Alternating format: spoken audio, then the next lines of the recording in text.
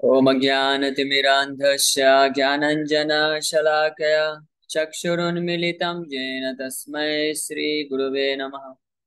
नमो विष्णुपादाय कृष्णप्रेष्ठाय भूतले श्रीमते भक्तिवेदान्तस्वामिन्निति नामिने।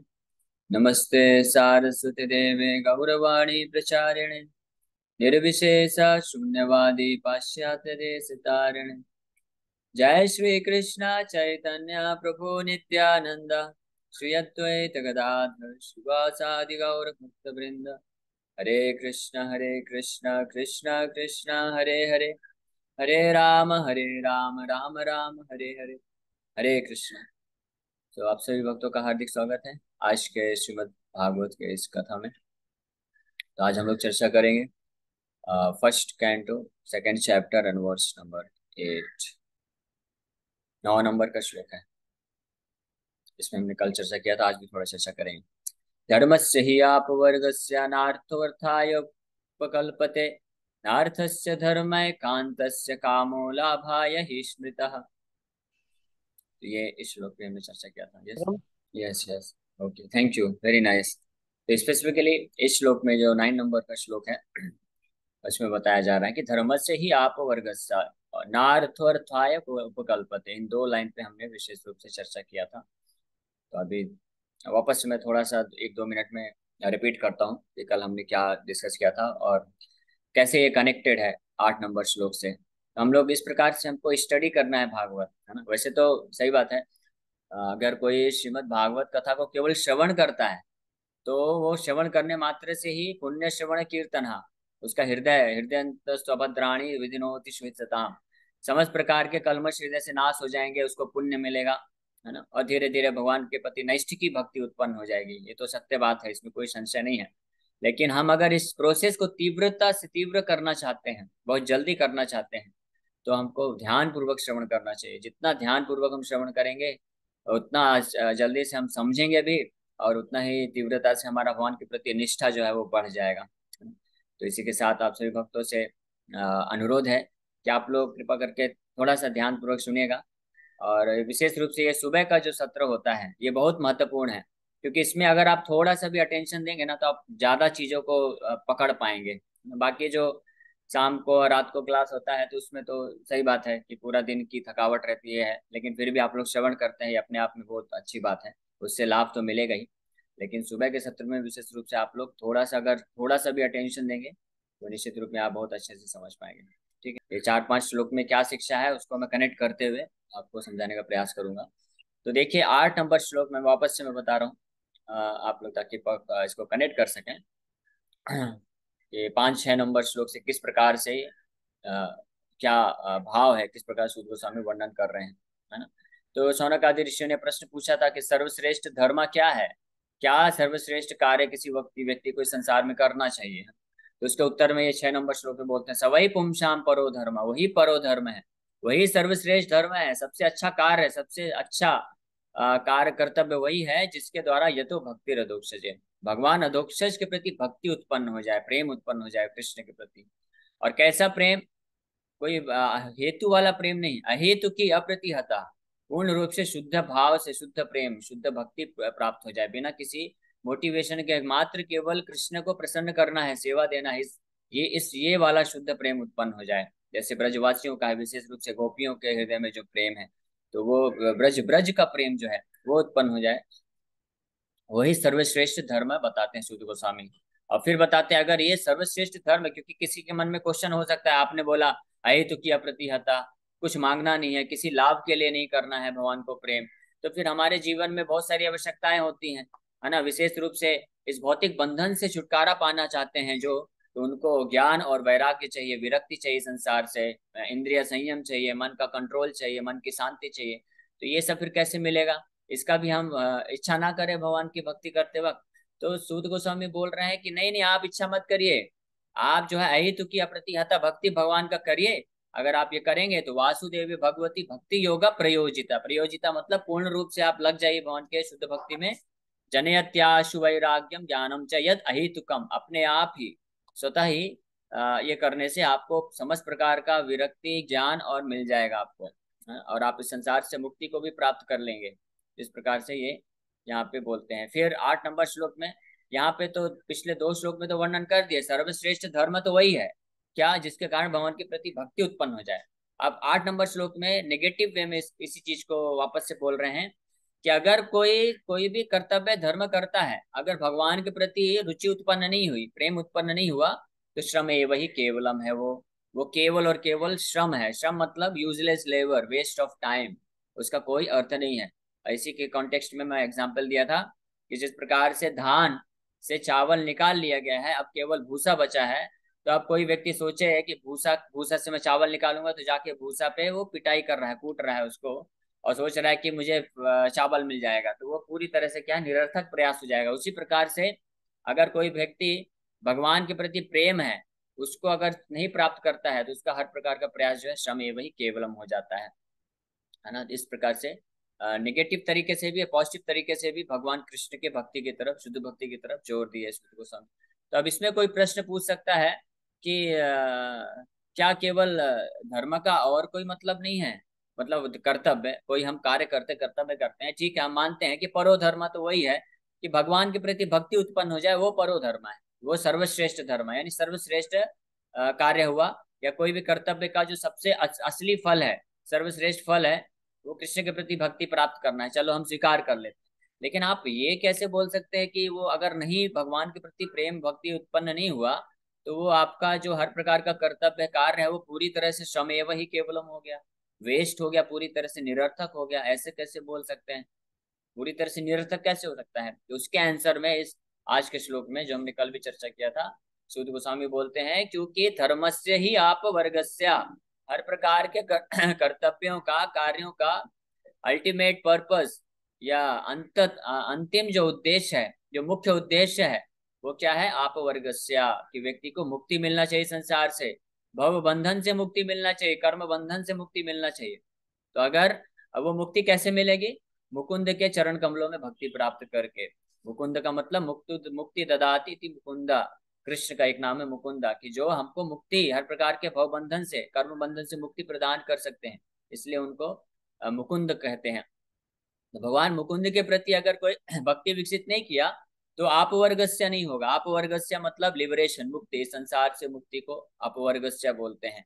और यही धर्म है, हर प्रकार के कर्तव्यों का, कार्यों का जो है अल्टीमेट पर्पस है, अंतिम उद्देश्य है। तो वास्तव इसमें कोई अब क्वेश्चन नहीं कर सकता है ना, कोई ये नहीं बोल सकता है कि हाँ ठीक है, जो भक्ति करना चाहते हैं, जो वैदिक साहित्य पढ़ना चाहते हैं, जिनको भगवान पर श्रद्धा है, केवल उन्हीं के हर प्रकार के कार्यों का, कर्तव्यों का जो अंतिम उद्देश्य मुक्ति हो सकता है, हमारा नहीं है। ऐसा कोई प्रश्न कर ही नहीं सकता है, क्योंकि चाहे कोई संसार में भक्त हो, भगवान को माने, या आस्तिक हो या नास्तिक हो, कैसा भी प्रकार का व्यक्ति क्यों ना हो, या मनुष्य को ही छोड़िए, जो जीवात्मा अलग अलग प्रकार के पशु पक्षी भी हैं, इन सब के जितने भी प्रकार के जीव जंतु यहाँ पे इस संसार में हैं, वो कोई भी कार्य करते हैं, तो उसके पीछे मुख्य उद्देश्य क्या है? कि हम अपने आप को बंधन से मुक्त करें। इसीलिए हर व्यक्ति कार्य कर रहा है ना। हर व्यक्ति, जो भी संसार में कोई भी व्यक्ति कोई भी प्रकार का चेष्टा करता है, कार्य करता है, तो उसके पीछे उद्देश्य क्या है? कि वो अपने आप को बंधन से मुक्त करके सुख प्राप्त करना चाहता है, अपने आप को स्वतंत्र करना चाहता है, फंसे नहीं रहना चाहता है दुख में। यही कार्य, यही है ना उद्देश्य।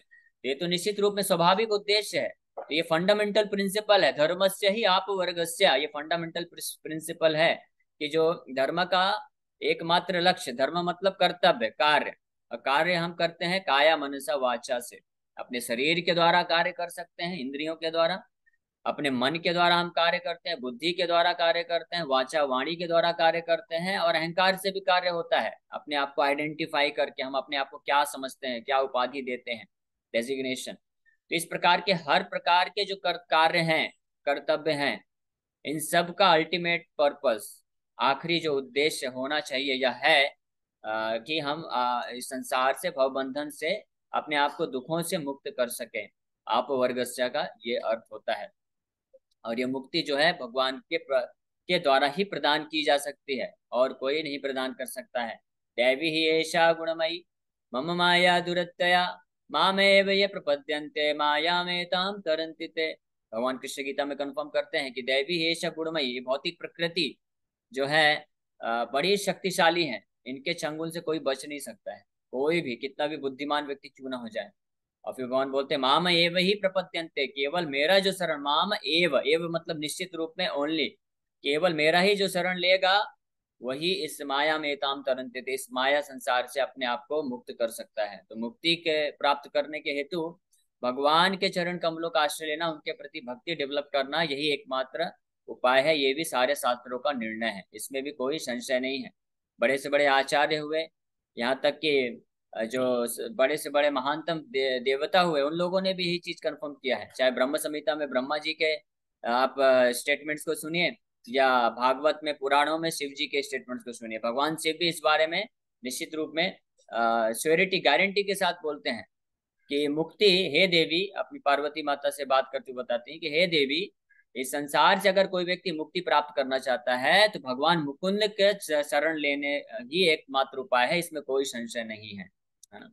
काशी, काशी में जाके कोई व्यक्ति शरीर छोड़ता है तो बोलते हैं उसको मुक्ति मिल जाती है।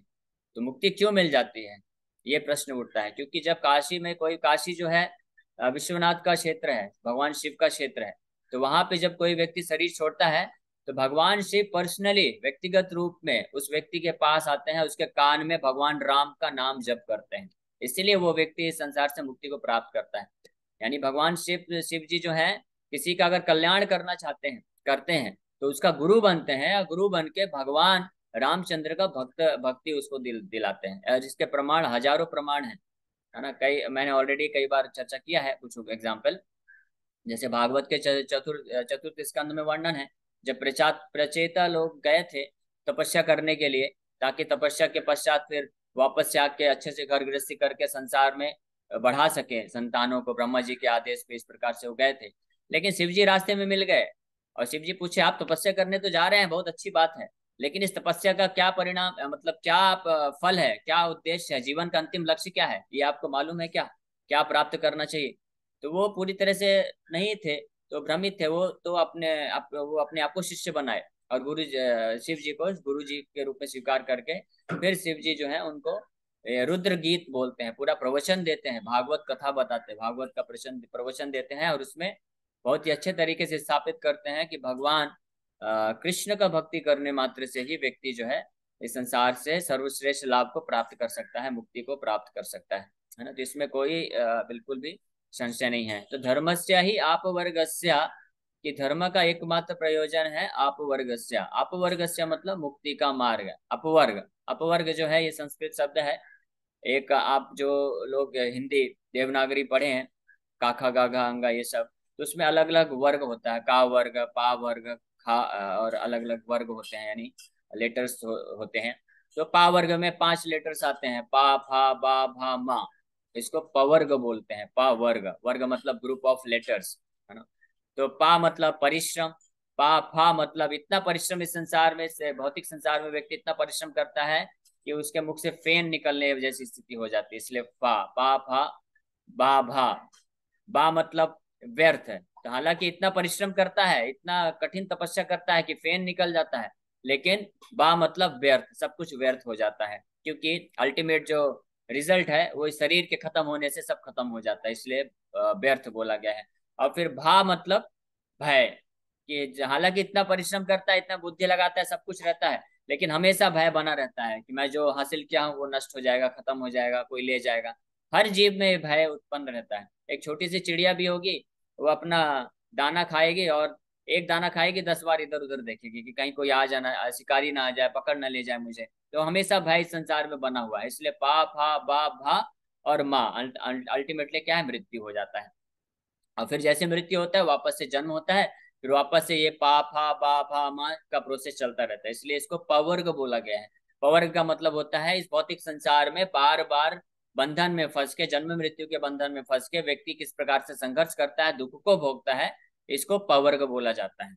और अपवर्ग मतलब कि पवर्ग के विरुद्ध, यानी अपवर्ग मतलब पवर्ग नहीं, है ना। तो अपवर्ग मतलब उसका उल्टा, उसका उल्टा क्या, मुक्ति का मार्ग, इस भव संसार से मुक्त हो जाना, जन्म मृत्यु के चक्कर से मुक्ति प्राप्त कर लेना, इसको अपवर्ग बोला जाता है। तो इस प्रकार से समस्त कार्यों का, कर्तव्यों का एकमात्र उद्देश्य क्या होना चाहिए, क्या है, वो है धर्मस्य ही अपवर्गस्य। और फिर वापस से इसको नेगेटिव सेंस में फिर से वापस इसको कंफर्मेशन करने के लिए दूसरे लाइन में बोल रहे हैं, नार्थो अर्थाय उपकल्पते, कि इस धर्म का यानी किसी भी प्रकार के कर्तव्यों का कार्यों का उद्देश्य बिल्कुल भी नहीं है क्या, धर्म का अर्थाय उपकल्पते, अर्थाय उपकल्पते मतलब for material gain, is not meant for any kind of occupational engagement, is not at all meant to gain material, to for material gain, यानी किसी प्रकार का भौतिक लाभ इंद्र तृप्ति को प्राप्त करना जो है बिल्कुल भी उद्देश्य नहीं है किसी भी प्रकार के कर्तव्यों को कार्यों को करने का। इसलिए यहाँ पे दूसरे लाइन में वापस से कंफर्म कर रहे हैं, नार्थो अर्थाय उपकल्पते। और फिर न अर्थस्य धर्म एकांतस्य कामो लाभाय ही स्मृतः, न अर्थस्य यानी जो भौतिक लाभ अगर किसी को मिलता भी है भी उसके पास, अगर पूर्व जन्मों के कर्म के अनुसार या किसी प्रकार का कर्तव्य या कार्य करने से, ऑक्यूपेशन कोई भी कार्य करने से अगर उसको भौतिक लाभ मिल भी जाता है, तो उसका उद्देश्य क्या है फिर, धर्म एकांतस्य, for one who is engaged in the ultimate occupation service, धर्म एकांतस्य कामो लाभाय स्मृता, कि मतलब further more according to sages one who is engaged in the ultimate occupational service should never use material gain to cultivate sense gratification. तो ये फिर से तीसरे तरीके से, उल्टे तरीके से वापस से कंफर्म किया जा रहा है कि किसी भी तरीके से अगर देखा जाए, हाँ, कि किसी भी प्रकार के कार्यों का, पहले तो बोले कि किसी भी के प्रकार के कार्यों का कर्तव्यों का उद्देश्य, एकमात्र उद्देश्य है कि हम इस भव संसार से मुक्ति को प्राप्त कर लें, है ना। और फिर बोल रहे हैं दूसरे लाइन में, नार्थो अर्थाय उपकल्पते का मतलब है कि किसी भी प्रकार से जो कर्तव्य हम करते हैं, कार्य करते हैं, उनका उद्देश्य बिल्कुल भी भौतिक लाभ या इंद्रिय तृप्ति को प्राप्त करना बिल्कुल भी नहीं है। तो अब कोई व्यक्ति प्रश्न पूछ सकता है, ठीक है मैं समझ गया कि मैं कोई भी प्रकार के कार्यों को या कर्तव्यों को इंद्रिय तृप्ति के लिए नहीं करूंगा और केवल जो है मुक्ति के लिए करूंगा, यही मेरा ध्येय है। लेकिन अगर मेरे को बिना कोई कर्तव्य किए, बिना कोई कार्य किए अगर इंद्रिय तृप्ति मिल रहा है, मेरे पास ऐश्वर्य मिल रहा है, धन संपत्ति आ रही है अपने आप ही पूर्व जन्मों के कर्मों के अनुसार आ रही है, तो उसको तो मैं इंद्रिय तृप्ति के लिए लगा सकता हूँ ना। तो यहाँ पे सूत गोस्वामी बोल रहे हैं नहीं नहीं बिल्कुल नहीं।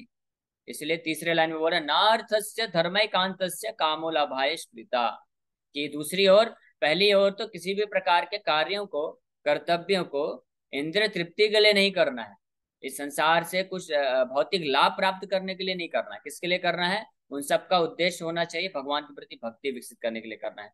और वहीं दूसरी ओर अगर आपके पास कुछ भौतिक लाभ है भी, यानी आपके पूर्वजों से आपको प्रॉपर्टी मिल गई है बिना कोई कार्य किए, पूर्व आपके पिताजी दादाजी उनके पास करोड़ों की संपत्ति थी, तो आपने कुछ कार्य किया नहीं, अपने आप ही करोड़ों की संपत्ति मिल गई है। तो सूत गोस्वामी यहाँ पे बोल रहे हैं कि वो करोड़ों की संपत्ति भी आपको कामो लाभ आया, काम लाभ के लिए नहीं है, इंद्रिय तृप्ति के लिए नहीं है, उसका एकमात्र उद्देश्य क्या होना चाहिए, धर्म, धर्म के लिए करना चाहिए। यानी धर्म का मतलब धर्मस्य ही आप वर्गस्य, कि धर्म मतलब ऐसे कर्तव्य जो केवल भगवान की मुक्ति को प्रदान कर, भक्ति को प्रदान करने के लिए किए जाते हैं, उनको धर्म बोला जा रहा है, धर्मस्य ही आप वर्गस्य। तो जो आपके पास अर्थ है भी, अपने आप मिल भी गया है भगवान की कृपा से या पूर्वजों की कृपा से या आपके पूर्व कर्मों के अनुसार जो भी मिल गया है, तो उसका एकमात्र उद्देश्य है कि आप उसको धर्म के लिए लगाइए, मतलब भगवान की भक्ति विकसित करने के लिए लगाइए। तो दोनों तरफ से, चाहे वो आपका कर्म हो या कर्म का फल हो, ये दोनों का उद्देश्य इंद्र तृप्ति बिल्कुल भी नहीं है। इन दोनों का उद्देश्य क्या है, भगवान के प्रति भक्ति को प्राप्त करना है, इस संसार से मुक्ति को प्राप्त करना है। और इसी में हमारा असली हित हो सकता है, इसी में हमारा असली हित निहित है। क्योंकि अगर हम इन दोनों प्रकार के चीजों को, यानी कर्तव्य को यानी कर्म को या कर्म के फल को, लाभ को, धन संपत्ति को, ऐश्वर्य को, अगर हम इसको इंद्रिय तृप्ति के लिए लगाएंगे तो निश्चित रूप से हम इस भव सागर में फंस जाएंगे, भव बंधन में फंसे रहेंगे, दुख दुख ही दुख हमको मिलेगा। और गीता में भगवान इस चीज को कंफर्म करते हैं, यही संसवर्ष चाप होगा दुख योन एवते आद्यंतवंत तो कौनते या नतेषु रमते बुधा, कि संसार में कोई भी व्यक्ति अगर इंद्र तृप्ति का कार्य करेगा तो क्या फल होगा, दुख योन एवते, निश्चित रूप से उसको दुख मिलेगा। और इसीलिए जो बुद्धिमान व्यक्ति होते हैं, जो जानते हैं कि कर्म और कर्म के फल को का क्या उद्देश्य है, तो वो कभी न तेषु रमते बुधा, ऐसे बुद्धिमान व्यक्ति कभी भी इंद्र तृप्ति के कार्य में नहीं लगते हैं, बल्कि वो इस प्रकार के कर्तव्य कार्यों का पालन करते हैं ताकि भगवान के प्रति भक्ति, भजन, भगवान के नाम के में रुचि का विकास किया जा सके। ठीक है। तो इसी के साथ आज हम लोग यहीं पे विराम करते हैं। इस श्लोक में और भी कुछ चीजें हैं जो हम लोग कल चर्चा करेंगे, तो इसलिए आप भक्तों से अनुरोध है कि आप लोग चाहे तो एक बार फिर इसको पढ़िए, इसका अनुवाद और तात्पर्य पढ़िए। ठीक, ओके, हरे कृष्ण। तो किसी भक्त का प्रश्न तो पूछ सकते हैं। आरती माता जी का प्रश्न। हरे कृष्ण प्रभु, दंडवत प्रणाम प्रभु जी। हाँ। भक्ति श्रेष्ठ है कि मुक्ति? निश्चित रूप में भक्ति ही श्रेष्ठ है, इसमें कोई संशय नहीं है, क्योंकि भगवान कृष्ण इसके बारे में बताते हैं कि जब कोई मुक्त हो जाता है तो मुक्ति के बाद मत भक्ति लभते पराम, वहां से मेरी भक्ति प्रारंभ होती है। और इसीलिए जो शुद्ध भक्ति को प्राप्त कर लेते हैं उनके लिए जो मुक्ति होती है वो बहुत तुच्छ होती है। वो मुक्ति को ज्यादा नहीं वैल्यू देते हैं। जैसे मान लीजिए कोई व्यक्ति है, पहले 20-25 हजार का जॉब करता था और साधारण सा कोई नौकरी करता था, लेकिन उसके बाद उसको बहुत अच्छा जॉब मिल गया, 1 लाख का जॉब मिल गया और बहुत अच्छा प्रोफाइल है, उसमें नाम सम्मान है। तो वो फिर जो नीचे वाला जो प्रोफाइल था उसको अपने आप वो छोड़ देगा, त्याग देगा, क्योंकि वो तुच्छ हो गया उसके लिए। जैसे कोई व्यक्ति है, जैसे भिखारी है कोई, वो पहले किसी तरह से बासी सूखा चपाती सब्जी कुछ मिल जाता था वही खाता था, वही उसका उसको उसी में आनंद आता था पहले, क्योंकि कुछ तो मिल रहा है। लेकिन अगर उसको कोई आके बहुत अच्छा हमारे राधा रस बिहारी का राजभोग प्लेट जाके दे दे महाप्रसाद, तो उसके बाद तो वो जो सूखा चपाती सब्जी खाता था उसका टेस्ट पूरा फीका पड़ जाएगा उसके सामने। तो इसी प्रकार से जब जब तक कोई शुद्ध भक्ति को प्राप्त नहीं करता है तो इस संसार के दुखों से परेशान होके उसको मुक्ति का बहुत वैल्यू होता है, उसके लिए मोक्ष चाहिए, मोक्ष चाहिए, मुक्ति चाहिए, मुक्ति को बहुत वो मानता है। इसलिए बड़े बड़े मायावादी सन्यासी लोग, दार्शनिक लोग, ये सब मुक्ति के पीछे पूरा हजारों हजारों साल तक तपस्या करने के लिए तत्पर हो जाते हैं। सोचिए, सब कुछ त्याग देते हैं केवल मुक्ति प्राप्त करने के लिए।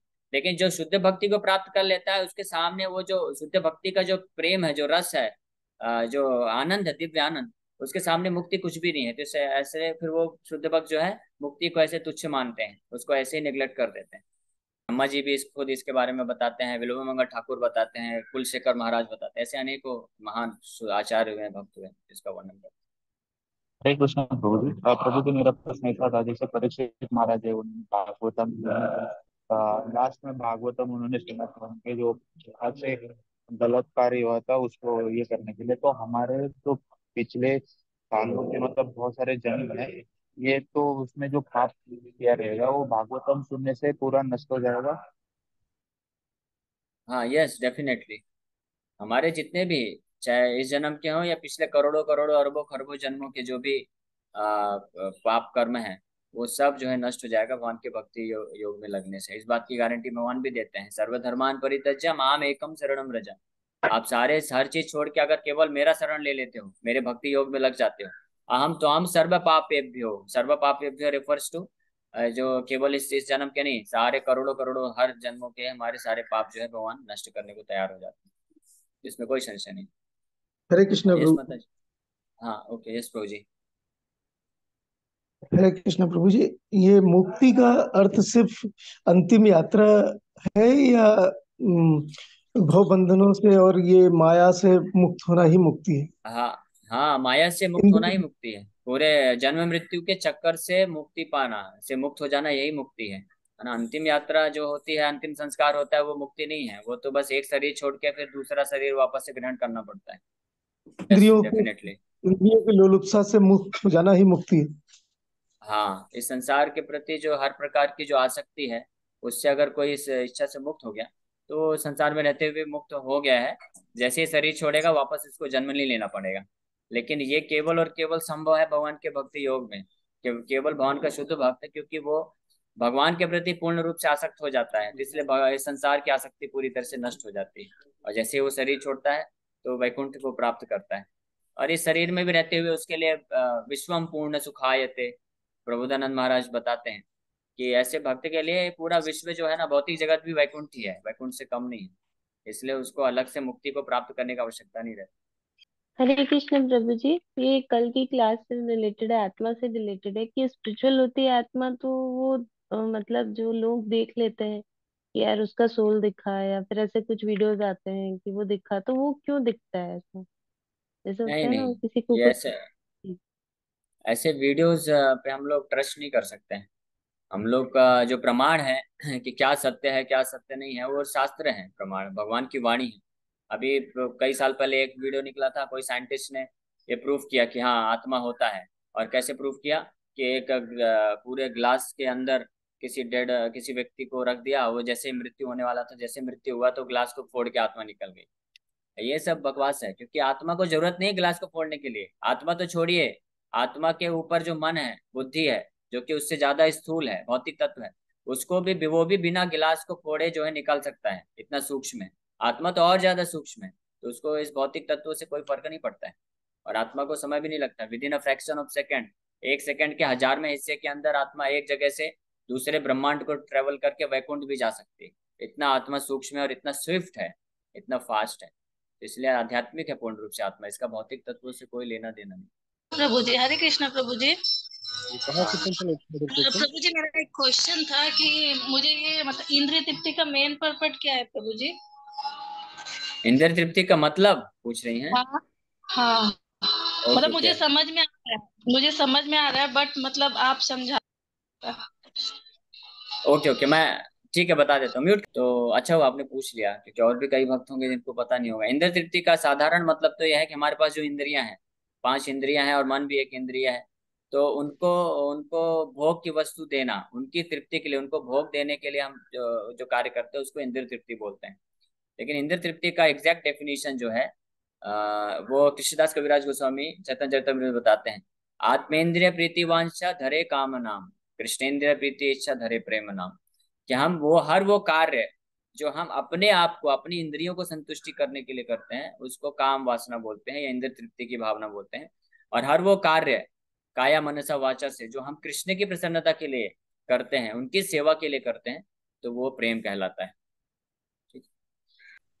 हाँ, यस जानवी माता जी। आ, अभी जो माता जी ने पूछा इंद्रिय तृप्ति के बारे में, उससे रिलेटेड मैं आपसे ये पूछना चाहती हूँ। इंद्रिय तृप्ति तो हुई जो हम हमारे सेटिस्फेक्शन के लिए करते हैं, हमारे आनंद के लिए करते हैं। लेकिन इंद्रिय हाँ, तृप्ति वो भी हुई जो हम हमारे स्वजनों के लिए करते हैं। वो यस क्या, यस डेफिनेट। हाँ उसे सही हम बात है। अच्छा। उसे हम कैसे कृष्ण प्रेम में बदल सकते हैं? मतलब हमारे हाँ बहुत। रिलेटिव्स हुए, हमारे ओके फैमिली ओके फ्रेंड्स हुए, या हम ओके कोई ओके, समझ समाज गया का। मैं। ओके। हाँ मैं हरे समझ कृष्ण। गया। तो बहुत अच्छा आपने पॉइंट उठाया है कि हम अपने लिए जो अपने सेटिस्फेक्शन, अपने तृप्ति के लिए इंद्र की करते हैं, वो तो इंद्र तृप्ति है ही है। लेकिन साथ में जब हम अपने परिवार वालों के लिए नहीं, परिवार के लिए, समाज के लिए, देश के लिए, समुदाय के लिए, या पूरी मानवता के लिए भी अगर कोई उनके इंद्र तृप्ति के लिए कार्य करता है, तो वो भी इंद्र तृप्ति ही है। वो एक्सटेंडेड सेल्फिशनेस है ना। एक्सटेंडेड सेल्फिश मतलब इंद्रिय तृप्ति का विस्तार है वो, ऐसा समझ लीजिए। तो उसको कैसे हम कृष्ण कॉन्शियस प्रेम बना सकते हैं कि हम उनके लिए कुछ भी कार्य करें तो उसका उद्देश्य होना चाहिए कि हम और वो भी भगवान कृष्ण के भक्ति में आगे बढ़े, भगवान कृष्ण के सेवा के प्रति तत्परता बढ़े। इस मेन उद्देश्य को ध्यान में रखते हुए हम उनका सब कुछ कार्य कर सकते हैं, उनका देखभाल कर सकते हैं, उनको फैसिलिटी दे सकते हैं, सब कुछ कर सकते हैं।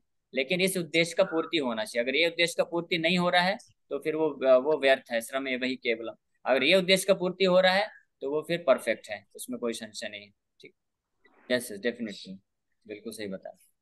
It's a matter of consciousness कि हमारा चेतना कैसा है, उसके ऊपर ही ये निर्भर होता है। Okay, so thank you very much. अभी समय हो गया है तो यहीं पे विराम करेंगे।